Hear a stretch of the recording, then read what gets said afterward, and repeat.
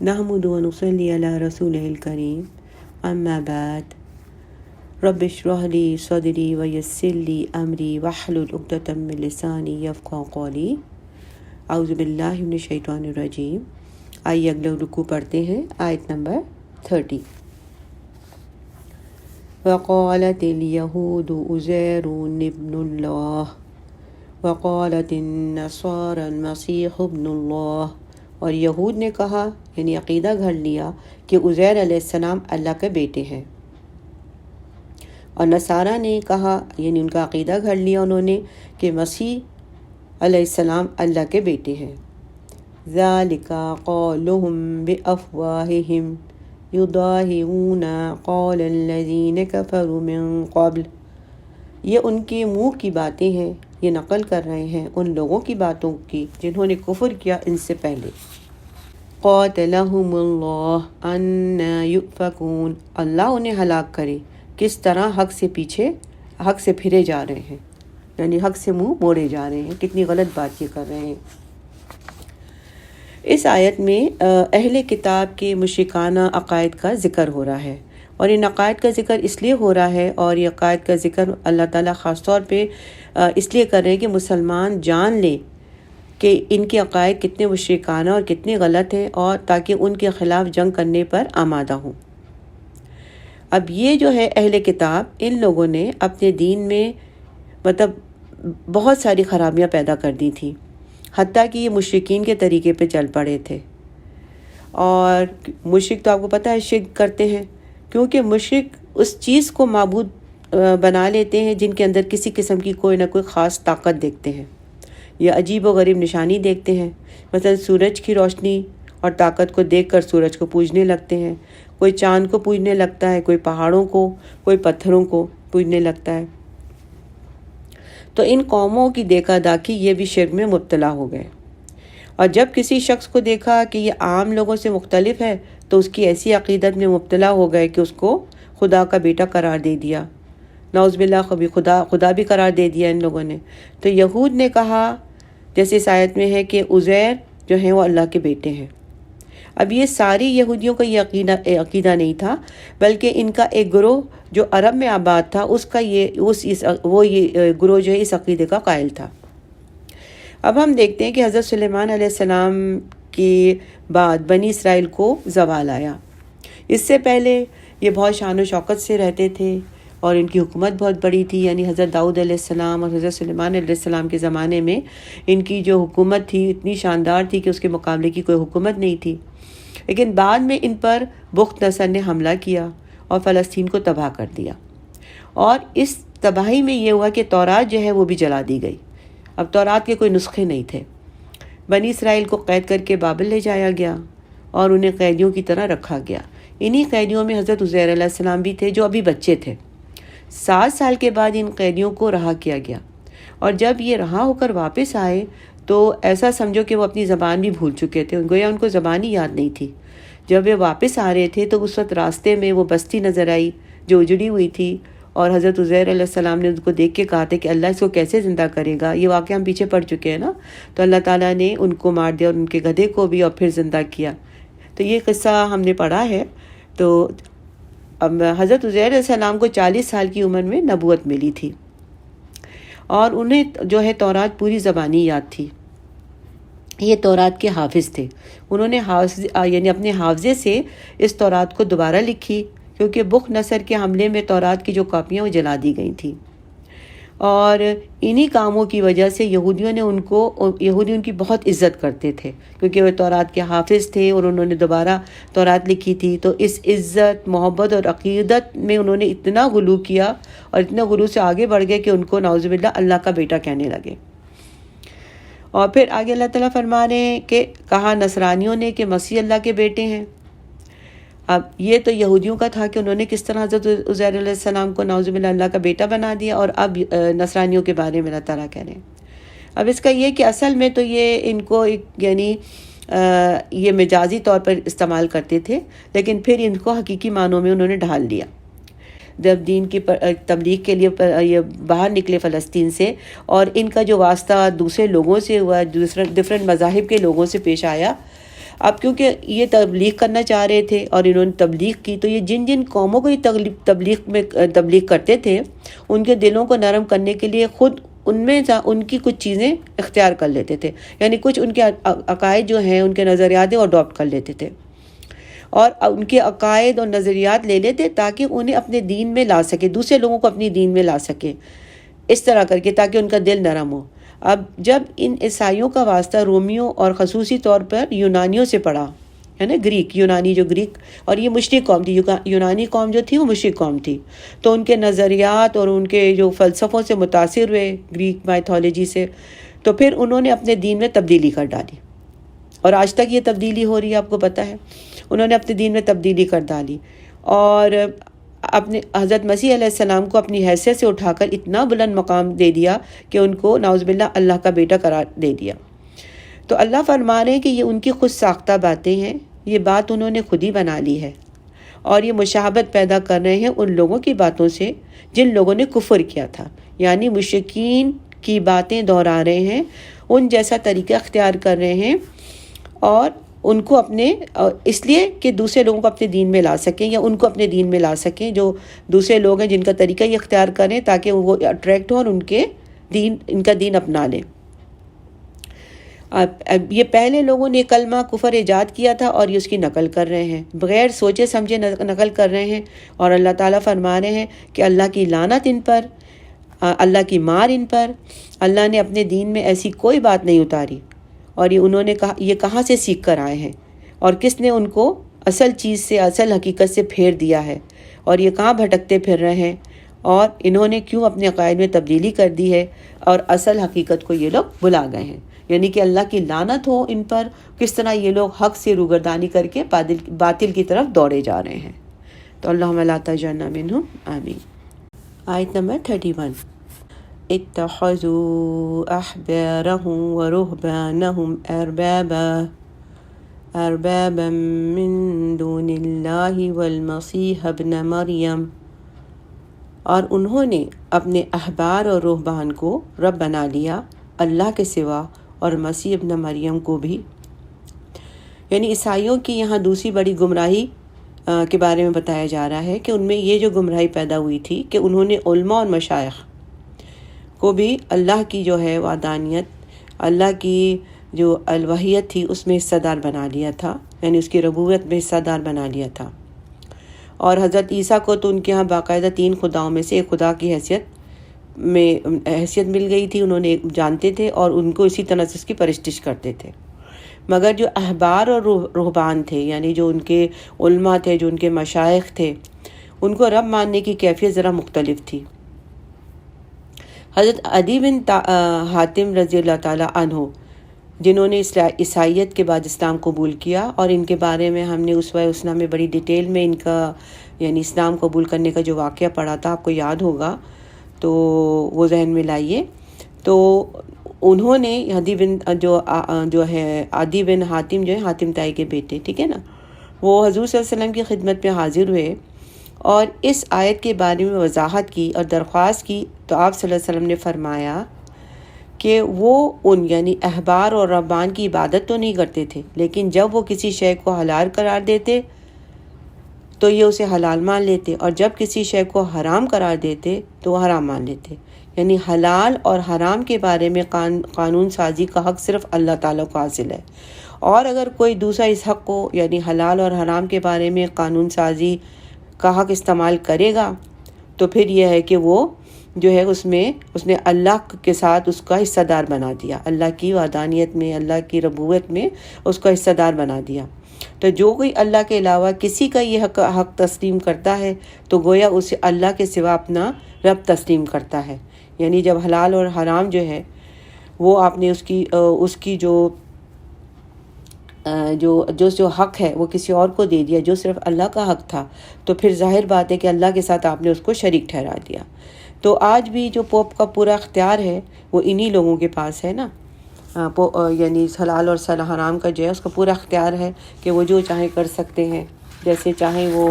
یعنی جس چیز کو حلال کرنا چاہے حلال اور جس کو حرام کرنا چاہے حرام کر سکتے ہیں۔ آگے ہے وَمَا أُمِرُوا إِلَّا لِيَعْبُدُوا إِلَٰهًا وَاحِدًا، لا الہ الا ہو سبحانہ عما یشرکون۔ انہیں نہیں حکم دیا گیا تھا مگر اسی بات کا کہ وہ پوجیں صرف ایک الہ کو،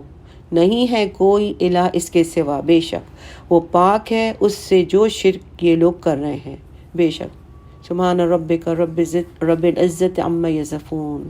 ہے نا، یعنی اللہ تعالیٰ ان سب عیب سے پاک ہے۔ یہ بتایا جا رہا ہے کہ انہوں نے عیسیٰ علیہ السلام کو بھی اللہ کی بجائے اپنا معبود بنا لیا، حالانکہ انہیں یہ حکم نہیں دیا گیا تھا، اور احباب اور رہبان کو بھی بنا لیا، تو وہ بنا دے وہ صرف ایک اللہ کی عبادت کریں۔ انہیں کیا حکم دیا گیا تھا کہ وہ صرف ایک اللہ کی عبادت کریں جس کے علاوہ کوئی معبود نہیں ہے، اور اللہ تعالیٰ پاک ہے اس شرک سے جو یہ لوگ بیان کر رہے ہیں، ٹھیک ہے۔ تو ان سے کہا گیا تھا لِيَعْبُدُوا إِلَٰهٌ وَاحِدًا، یعنی ایک اللہ کی عبادت کرو، اور اس اللہ کے سوا کوئی عبادت کے لائق نہیں ہے، لیکن انہوں نے شرک کیا۔ اب جو شرک کیا ہے تو اس کی یہ سزا بھگتیں گے۔ آیت نمبر 32، یریدون ان یطفئوا نور اللہ بافواہہم، یہ چاہتے ہیں کہ اللہ کے نور کو بجھا دیں اپنے منہ کی پھونکوں سے۔ وَيَأْبَى اللَّهُ إِلَّا أَن يُتِمَّ نُورَهُ وَلَوْ كَرِهَ الْكَافِرُونَ، اور اللہ کو ہرگز منظور نہیں مگر یہ کہ وہ اپنے نور کا اتمام فرمائے گا چاہے یہ کافروں کو کتنا ہی ناگوار گزرے، یعنی اپنے نور کو مکمل کرے گا۔ یہاں جو اس آیت میں نا ایک تنزیہ انداز اختیار کیا گیا ہے کہ یہودیوں کے خلاف، یعنی ان کے ایک تنزیہ انداز میں اللہ تعالیٰ فرما رہے یہودیوں سے کہ یہ خفیہ سازشوں کے ذریعے اس دین کو نیچا دکھانے کی کوشش کرتے ہیں، کبھی اعلان میدان میں آ کر مقابلہ کرنے کی ان میں جرت نہیں ہے، یعنی بس یہ بحث مباحثے کرتے ہیں۔ یعنی یہاں پر یہودیوں کی ایک اور، یہود و نصارے یعنی اہل کتاب کی ایک اور جو گمراہی اس کو بیان کیا جا رہا ہے، یعنی وہ لوگ اپنے جھوٹے اقوال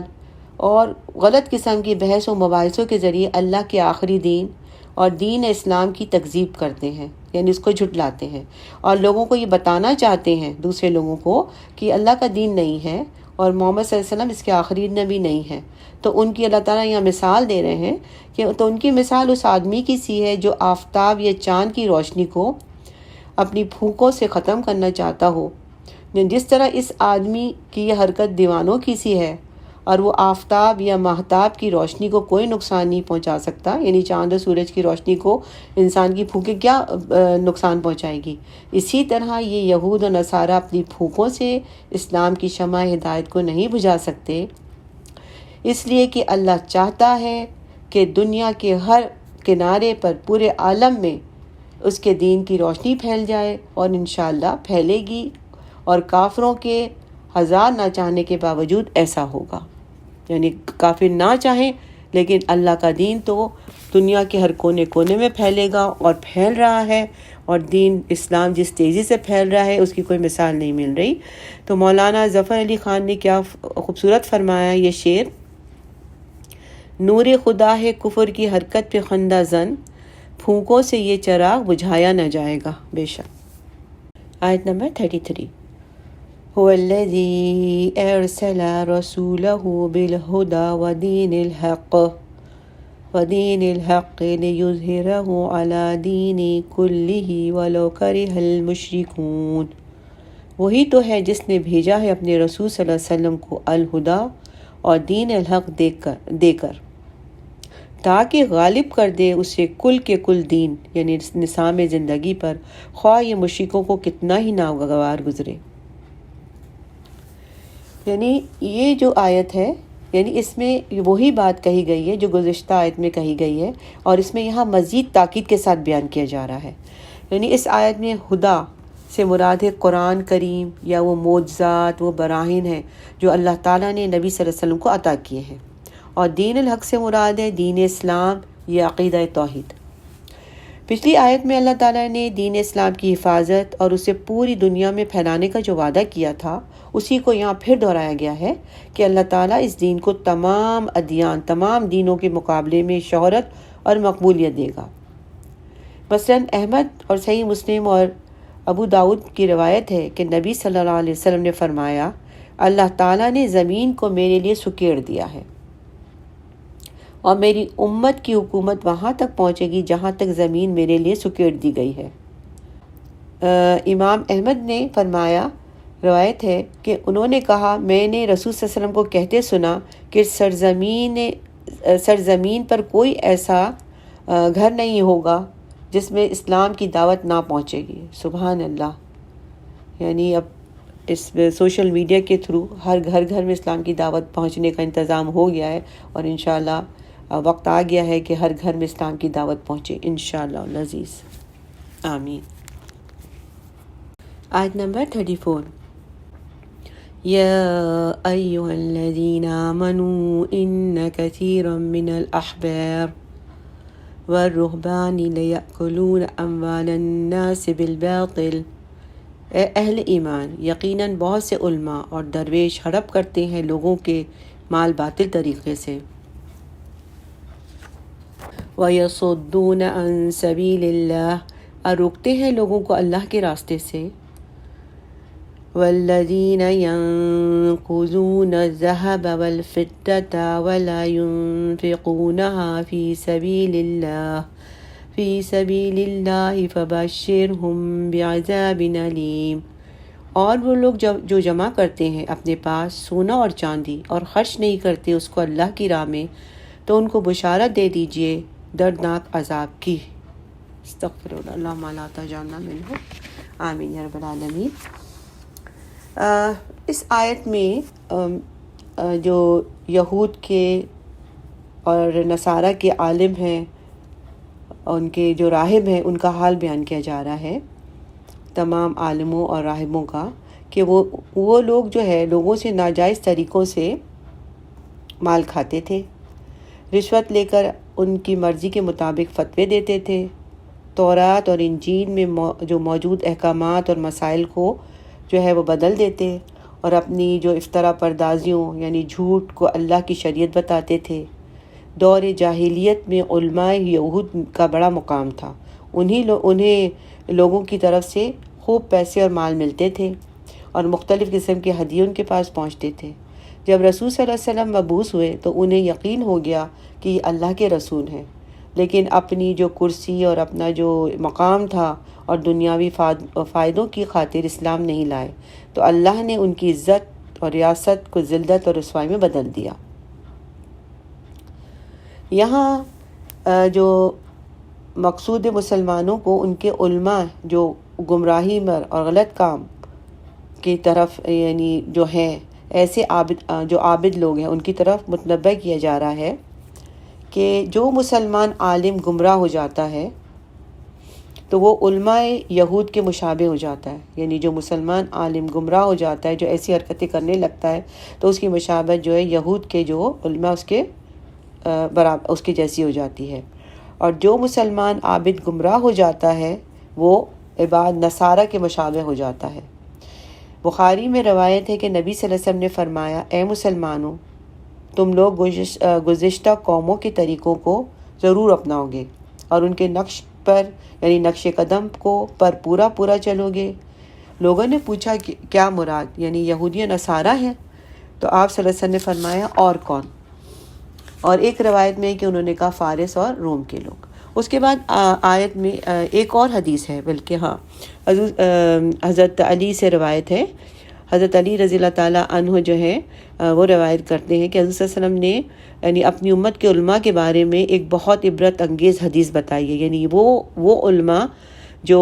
مال ہڑپ کرنے لگتے ہیں، مال و دولت جمع کرتے ہیں، ان کا مقصد اپنی زندگی جو ہے بنانا ہوتا ہے، اور وہ یعنی ایسے انسان جو ہے اس آسمان کی چھت کے نیچے بدترین انسان ہوگا۔ تو حضرت علی رضی اللہ تعالیٰ روایت کرتے ہیں کہ رسول صلی اللہ علیہ وسلم نے فرمایا، مجھے اندیشہ ہے کہ لوگوں پر ایک وقت ایسا آئے گا جب اسلام میں اس کے نام کے سوا کچھ نہیں بچے گا، اور قرآن پاک میں اس کے رسم الخط کے سوا کچھ نہیں بچے گا، اور ان کی مسجدیں بہت آباد اور شاندار ہوں گی مگر وہ ہدایت سے خالی ہوں گی۔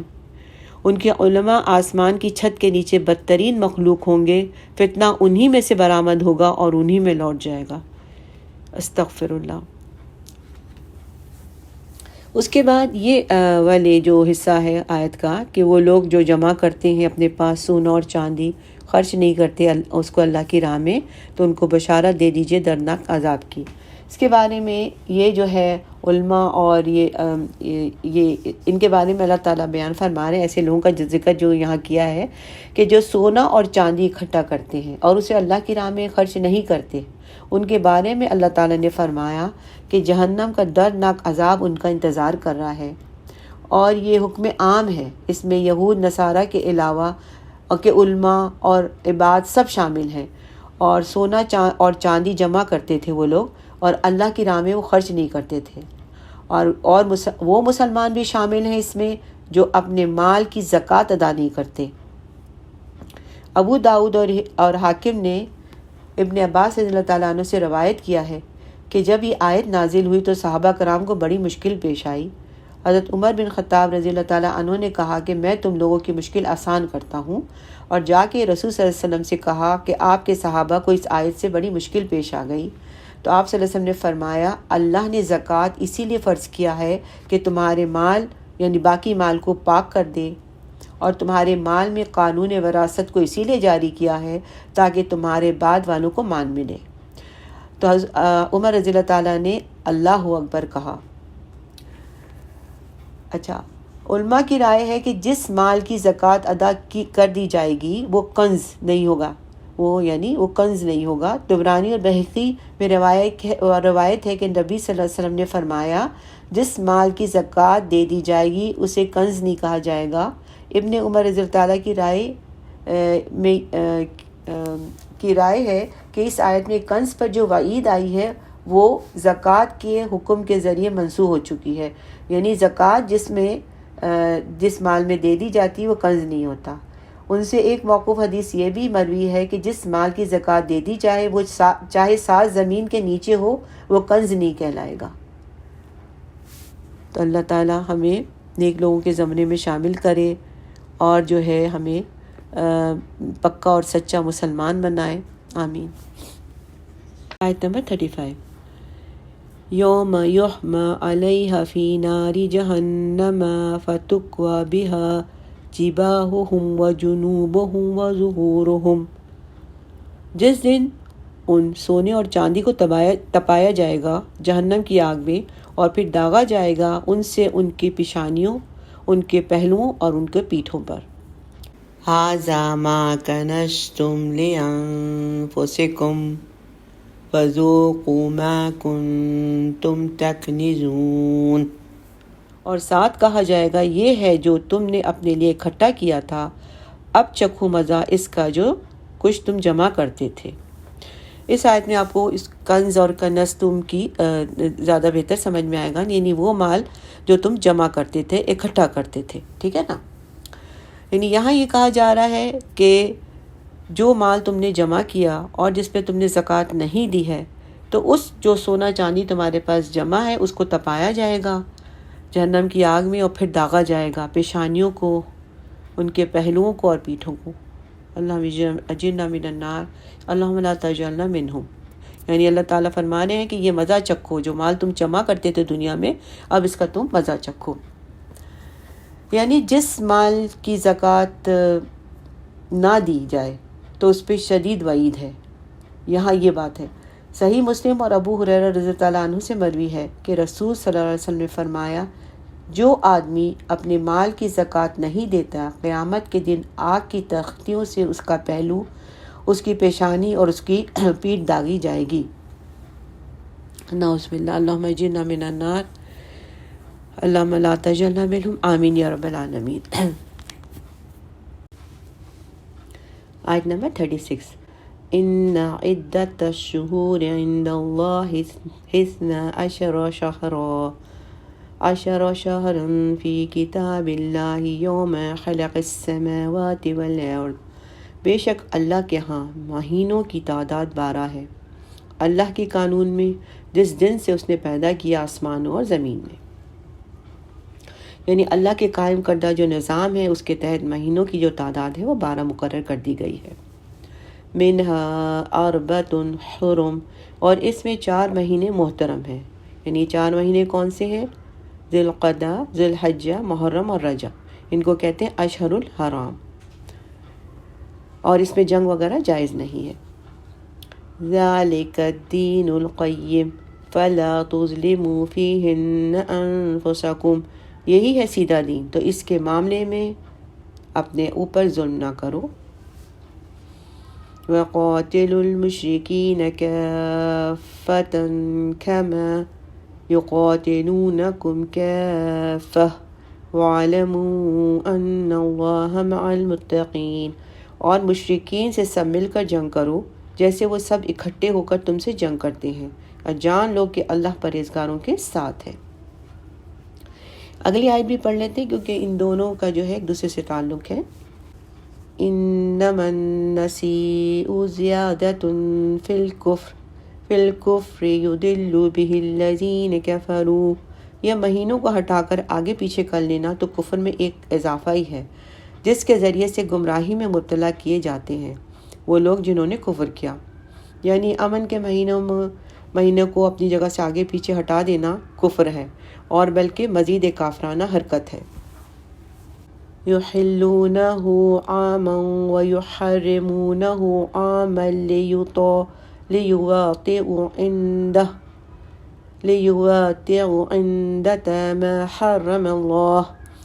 ایک سال حلال کر لیتے ہیں اس مہینے کو اور ایک سال اسے حرام قرار دے دیتے ہیں تاکہ تعداد پوری کرنے اس کی جو اللہ نے ٹھہرائے ہیں۔ وَيُحِلُّ مَا حَرَّمَ اللَّهُ، اور اس طرح حلال کر دیتے ہیں وہ مہینہ جو اللہ نے حرام کیا ہے، یعنی اس طرح الٹ پھیر کر کے وہ ان مہینوں کو حلال کر لیتے ہیں جو اصل اللہ نے حرام ٹھہرائے تھے۔ مشرکین عرب بھی 12 مہینوں میں سے 4 مہینوں کو محترم جانتے تھے، لیکن وہ اپنی مرضی سے ان مہینوں کو آگے پیچھے کرتے رہتے تھے، اور سال کے آخر مطلب یہ کہ پوری تعداد ان کی پوری 12 ہی ہوتی تھی۔ زُيِّنَ لَهُمْ سُوءُ أَعْمَالِهِمْ وَاللَّهُ لَا يَهْدِي الْقَوْمَ الْكَافِرِينَ، اور اس طرح ان کے لیے مزین کر دیے گئے ان کے برے اعمال، اور اللہ کافروں کو ہدایت نہیں دیتا۔ اچھا، یہ ہے کہ اس سے پہلے اللہ تعالیٰ نے اہل کتاب کے کچھ حالات وغیرہ بتائے تھے، اس کے بعد اب دوبارہ مشرکین عرب کے جو کچھ اور دوسرے جرائم ہیں اس کے بارے میں بیان کیا جا رہا ہے یہاں پر ان دونوں آیت میں۔ اللہ تعالیٰ نے جب سے آسمان اور زمین پیدا کیے مہینوں کی تعداد 12 مقرر کی اور ان کے نام بھی رکھ دیے، اور ان مہینوں سے مختلف احکام بھی بیان کر دیے جن کا ذکر تمام آسمانی کتابوں میں آیا ہے۔ اس میں سے خاص حکم یہ ہے کہ اللہ نے سال کے 4 مہینے یعنی رجب، ذی القعدہ، ذی الحجہ اور محرم کو خاص اہمیت دی، ان کا احترام لازم قرار دیا اور ان میں جنگ کو حرام کر دیا۔ لیکن زمانہ جاہلیت میں بعض عربوں نے اس حکم کا لحاظ نہیں کیا اور اپنی خواہش کے مطابق مہینوں کو آگے پیچھے کرنا شروع کر دیا۔ کبھی حج جو ہے وہ ذی الحجہ میں رکھتے اور کبھی مؤخر کر کے محرم میں لے جاتے۔ اسی طرح اگر کبھی کسی قبیلوں کو دوسرے قبیلے پر محرم مہینے میں یعنی حرام مہینے میں حملہ کرنا ہوتا تو وہ اسے حلال کر لیتے اور اس کے بدلے سفر کے مہینے کو حرام کر لیتے۔ یعنی اس طرح بہت سی قبائل جو ہے آپ کو پتہ ہے ان کا جو گزر بسر تھا وہ لوٹ مار پر تھا، تو اسی پر زندگی گزارتے تھے، اور مسلسل 3 مہینے حرام ہونے کی وجہ سے انہیں فاقہ کشی کی نوبت آ جاتی تھی، اس لیے ان 3 مہینوں میں کسی کو حلال بنا لیتے، اس کے بدلے میں دوسرا مہینہ حرام بنا دیتے۔ تو اسی چیز کو اس آیت میں اللہ تعالیٰ نے نسیء کہا ہے، یعنی مہینوں کو آگے پیچھے کر لینا۔ اس کا نتیجہ یہ ہوا کہ مہینے آپس میں خلط ملط ہو گئے، چنانچہ رسول صلی اللہ علیہ وسلم نے حجۃ الوداع میں اعلان کیا کہ تمام مہینے اپنی جگہوں پر لوٹ گئے ہیں، اور آپ صلی اللہ علیہ وسلم نے یعنی حج جو ہے ذی الحجہ میں کیا تھا، یعنی وہاں پہ ایک زمانہ گردش کر کے پورا جو ہے ازر واپس ذی الحجہ پر ہی آ گیا تھا، اور وہ بالکل یعنی صحیح وقت پر یعنی ذی الحجہ میں حضور صلی اللہ علیہ وسلم نے حج کیا تھا۔ اب یہ ہے کہ اللہ تعالیٰ نے ان دونوں آیتوں میں مشرکین عرب کے اسی جو غلطی ہے اور جو انہوں نے یعنی جو جرم کیا اس کے بارے میں احکامات دیے، اور اس کے بارے میں اللہ تعالیٰ نے یعنی کہ بتایا ہے کہ کسی کے بدلنے سے یہ احکام بدل نہیں جاتے، یعنی اللہ تعالیٰ نے جو 4 مہینے رکھے ہیں، یعنی کسی کے اگر اس کی تردید کی اللہ تعالیٰ نے کہ سال کے جو مشہور 12 مہینے ہیں ان میں سے جو 4 حرام مہینے ہیں اور اس سے متعلق جو احکامات اللہ کی جانب سے مقرر کردہ ہیں، تو کسی کے بدلنے سے یہ احکامات بدل نہیں جائیں گے۔ اس لیے اے مشرک عرب، ان حرام مہینوں کی حرمت کو پامال کر کے تم اپنے آپ پر ظلم نہ کرو، اس لیے کہ ایسا کرنا اللہ کی محرمات کو حلال اور حلال کو حرام بنانا ہے، اور تمہارے کفر حقیقی کے بعد کفر میں اضافہ کرتا ہے۔ یعنی کافر تو ہو، تم کفر تو کر ہی رہے ہو، یعنی اللہ کی آیات، اللہ کی جو معجزات، جو اللہ تعالیٰ نشانیاں دکھا رہے ہیں اس کا کفر کر رہے ہو، اس کے بعد اس کفر میں مزید اضافہ اس لیے کر رہے ہو کہ یہ جو حلال اور حرام کو جو گڑبڑ کر رہے ہو۔ اور یہ پھر اس آیت میں آگے اللہ تعالیٰ فرما رہے ہیں کہ مشرکوں سے قتال کرنا واجب ہے۔ اور واجب کیسے ہے؟ یعنی کہ اگر شہر حرام میں مشرکین سے قتال اس وقت جائز قرار دیا کہ جس کی ابتدا جو ہے وہ مشرکین کی طرف سے ہو، یعنی اگر مشرکین ابتدا کریں حرام مہینوں میں تو آپ بھی کرو، یعنی مسلمانوں کے لیے جائز نہیں کہ شہر حرام میں اپنی طرف سے قتال کی ابتدا کریں۔ اور رسول صلی اللہ علیہ وسلم نے جو محاصرہ کیا تھا جو طائف کا، وہ بھی شوال میں کیا تھا، لیکن شوال کے بعد کیونکہ محاصرہ بڑا مطلب زیادہ ٹائم کے لیے ہو گیا تو اس میں ذی القعدہ بھی آ گیا تھا، ٹھیک ہے۔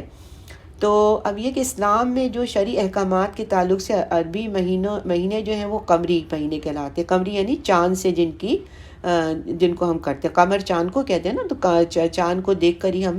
اسلامی مہینوں کا جو ہے تعین کیا جاتا ہے۔